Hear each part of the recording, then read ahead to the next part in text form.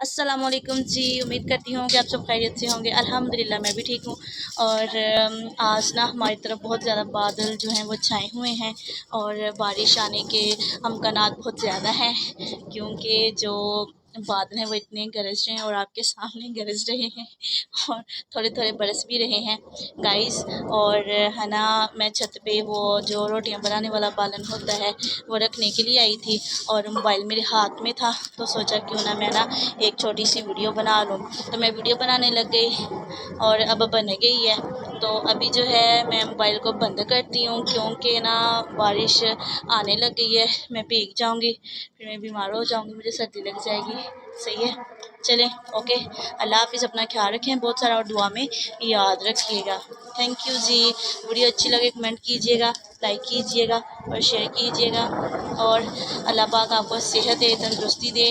अल्लाह पाक आपको अपने हिफ्ज़ ईमान में रखे, आपके रिज़्क़ माल में इजाफ़ा करे।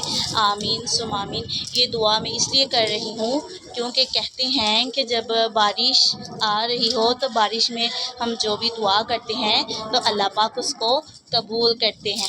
इसलिए आप सब आमीन लाज़मी कहिएगा, ओके। अल्लाह हाफिज़।